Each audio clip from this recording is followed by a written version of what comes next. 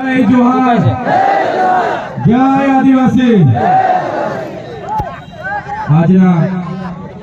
ગુજરાત જોડો અભિયાનના કાર્યક્રમમાં અહીં મારી સાથે ઉપસ્થિત વિદ્યાર્થીઓના યુવા નેતા એવા યુવરાજસિંહ જાડેજા, સાથે છોટાઉદેપુરના આમ આદમી પાર્ટીના જિલ્લાના પ્રમુખ એવા રાધિકા રાઠવા, સાથે છોટાઉદેપુર વિધાનસભાના પ્રભારી એવા વિનુભાઈ રાઠવા, સાથે આજે ખૂબ મોટી સંખ્યામાં કાર્યકરો સાથે આમ આદમી પાર્ટીમાં જેમનું આપણે સૌએ સ્વાગત કર્યું છે એવા આ વિસ્તારના તાલુકા પંચાયતના કારોબારી અધ્યક્ષ એવા રાજેશભાઈ રાઠવા, સાથે તમામ તાલુકાના આમ આદમી પાર્ટીના પ્રમુખશ્રીઓ, મહામંત્રીશ્રીઓ, ઉપપ્રમુખશ્રીઓ, સંગઠન મંત્રીશ્રીઓ અને મહિલા મોરચાના તમામ પદાધિકારીઓ, આજુબાજુ વિસ્તારમાંથી પધારેલા પદાધિકારીઓ અને મોટી સંખ્યામાં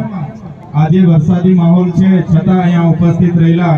આ વિસ્તારના વંદનીય પૂજનીય વડીલો, યુવાનો અને માતા બહેનો, આગળ તો વક્તાઓએ ઘણું કીધું હશે। સૌપ્રથમ તો તમારી માફી માંગીએ છીએ કે